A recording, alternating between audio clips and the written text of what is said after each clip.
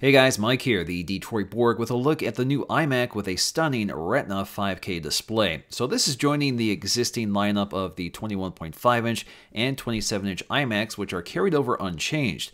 Now for the most part, the Retina iMac is identical to the existing non-Retina 27-inch iMac, but adds a 5K display and upgraded internal specs. Now before we get to the specs and what makes this display so stunning, let's get it out of the box so we can take a close look around. Now if you order your iMac from Apple, it ships in a cushioned trapezoidal box identical in shape to the iMac's box. It even opens the same way, folding forward for easy accessibility, so you don't have to strain to pull it out of the box. Now once again, we have that distinctive trapezoidal box, which makes the packaging much more stable for transport.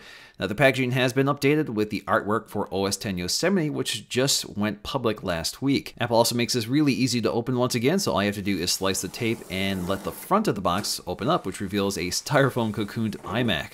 Now tucked in the top is our accessory box containing our wireless Bluetooth keyboard and mouse.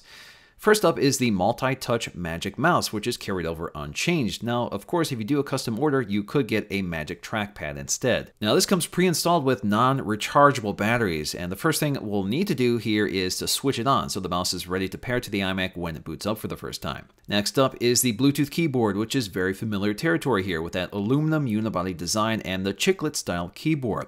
Now, on either side, we'll find a power button, as well as the battery compartment, which can be opened with a coin when it's time to replace the batteries. But once again, these come pre-installed with two AA's. We still have all of our familiar Apple keyboard functions at the top, such as controlling screen brightness, mission control, launcher, and media controls. Now below that, we'll find our literature packet, which includes a quick start guide, warranty information, Apple stickers, and an Apple-branded microfiber cleaning cloth for that glass display. The quick start guide covers the basic setup and installation information, as well as highlighting some of its major software features on OS X Yosemite. Now it's probably best to do this on the floor instead of on a table like I'm doing here, but you can see our iMac is completely cushioned in styrofoam segments, which makes them easy to take apart. Now behind the packaging, we'll find our detached power cord just kind of hanging around, so we're going to connect this later. Now the next thing I need to do is remove the styrofoam envelope protecting the iMac. Now to free it, just peel the tabs at the back of the iMac, free them from behind the stand, and just pull up. Next up, we have lots of clear plastic covering the glass of the iMac and the user-accessible RAM slots, which are thankfully still here. Next, we can start peeling the plastic off from the sides of the iMac so we can pull this off in one piece. Next up is the plastic covering the pedestal, and as you might have noticed, the hinge is still using a spring to help hold up the heavier 27-inch iMac. Now the chassis of the iMac is again identical to the 27-inch design they debuted back in 2012, so same dimensions and all with that aluminum unibody design. We still have that razor-thin 5mm edge that curves toward the center to create the illusion of a super thin display while giving space for the components inside. The effect is still really attractive here. Now at the bottom, once again, we'll find the chin with the Apple logo. Now like before, the chin houses the air vents and down-facing stereo speaker grills, which in this case are milled into the edge of the bezel, and again, that bezel is also razor thin. I've always really liked these speakers in the 27-inch iMac, and I use them regularly thanks to the deep bass response and clear dynamic range. I'll have a sample later in this video so you can judge for yourself. Now on the top of the display, we'll find a FaceTime HD camera along with an ambient light sensor and LED indicator. We'll also find a pair of dual microphones etched into the metal unibody at the top edge of the display, and just below that on the back side of the iMac. Now behind the iMac on the top, we'll find that glossy black plastic Apple logo that acts as an RF transparent window for Wi-Fi to pass through the metal chassis unaffected.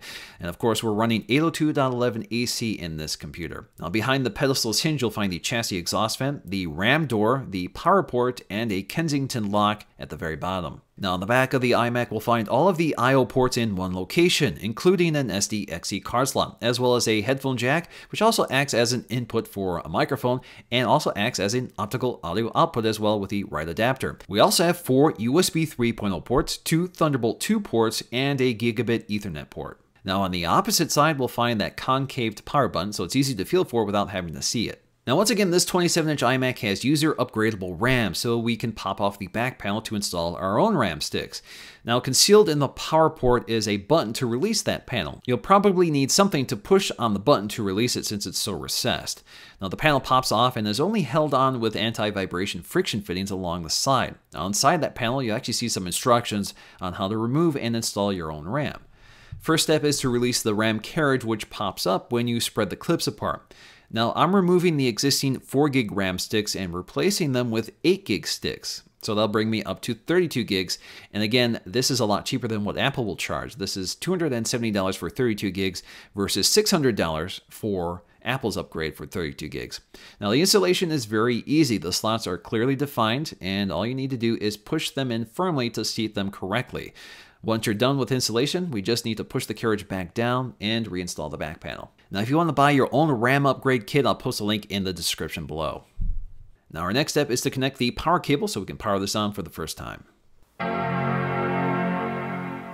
Now, like my 2013 iMac, this iMac is the maxed out configuration, which gets me a Core i7 Haswell clocked at 4 GHz and an AMD Radeon R9 M295X with 4 gigs of GDDR5 RAM. This GPU also has the more modern Tonga architecture compared to the older standard GPU.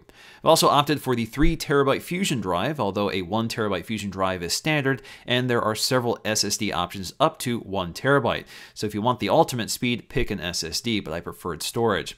The Fusion drive once again combines the speed of an SSD with the storage capacity of a hard disk drive, which intelligently loads frequently used content on the SSD for quicker access and read times. So OS X and the app load times are very quick. Now the big news here, however, is the display, which has a resolution of 5120 by 2880, which doubles the resolution of the old 27-inch iMac, which quadruples the number of pixels on the screen to 14.7 million. So we jump from 109 pixels per inch to 218 pixels per inch. Now, like the old iMac, this is an IPS LCD display which is optically bonded to the glass. The glass itself has an anti-reflective coating, although it's still a glossy panel.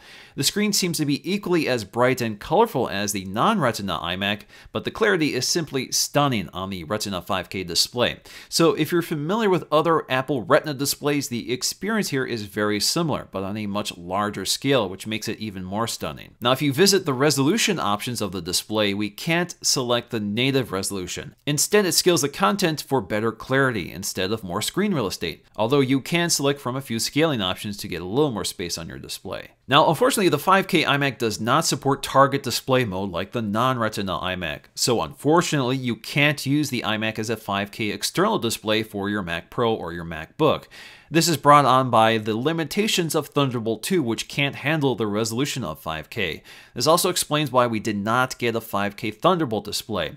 Now, unfortunately, this will require updates to the Thunderbolt hardware, so no current Mac can support 5K externally. Now, you can connect an external display to the 5K iMac, such as a Thunderbolt display, or in my case, I'm using another iMac in target display mode, and it works seamlessly. It automatically scales the content as you drag and drop windows between the displays. Now, the great thing about a 5K instead of a 4K display is that you can actually preview a full 4K video project in the video editor, like Final Cut Pro, while still having room for the UI. If you look at a non-Retina iMac side by side with a project set to actual fit, you can see the full project on the Retina iMac, unlike the non-Retina, which will have to scale it down significantly. Now, the 4K video you're watching right now has been edited on the 5K iMac, and it worked flawlessly with no signs of frame dropping. So I can scrub the timeline like you would with a non-Retina display, and it works perfectly. Overall, I'm really excited to finally have a display that allows me to fully preview and edit 4K while doing it flawlessly. So let's take a look at our benchmarking to get an idea of the relative performance of our machine. First up is Geekbench, which reveals a single-core score of 4438 and a multi-core score of 16407. That's up fairly significantly from the non-Retina iMac, which scored 3969 on the single core and 14960 on the multi-core score. Next is Cinebench to test our GPU performance, which delivers an OpenGL score of 105.4 frames per second versus the 87.94 frames per second on the GeForce 780 from last year, which also had 4 gigs of RAM. CPU is also up from 694 to 781. Now in terms of disk performance, again we have a Fusion drive, which is the same 3TB unit I had in last year's iMac, and performance is about the same here. Now the Fusion drive can be kind of hard to gauge just because of the way it behaves. So when we're testing out disk speed, we're actually testing out the SSD portion of that drive, not the hard disk drive. So the write speed is about 300 to 350, and the read speed can max out over 700. So that's pretty decent. Now, if you want faster write speeds, you're going to want to take a look at the SSD, or the full SSD, instead of the Fusion drive. So you'll see write speeds closer to the read speeds on the full SSD. My final test is a 4K export in Final Cut Pro of identical 2-minute and 20-second 4K video projects using the standard 4K compressor settings. Now, the Retina iMac completed the export in 2 minutes and 3 seconds, while the non-Retina did it in 2 minutes and 10 seconds. Certainly a small gain here, but this magnifies depending on the size of your project, and as you know, I make really long videos. Now, as I promised, let's take a listen to those impressive internal speakers. You might have to decide between seeing your children again and the future of the human race. We'll find a way, but we always have.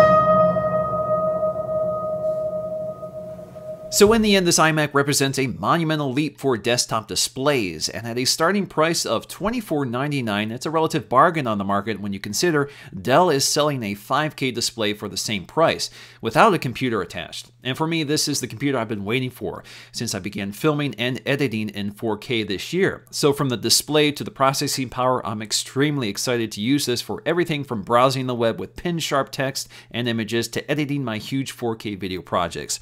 So that's going to do for me in this video. Thanks for watching, and I'll see you again in the next video.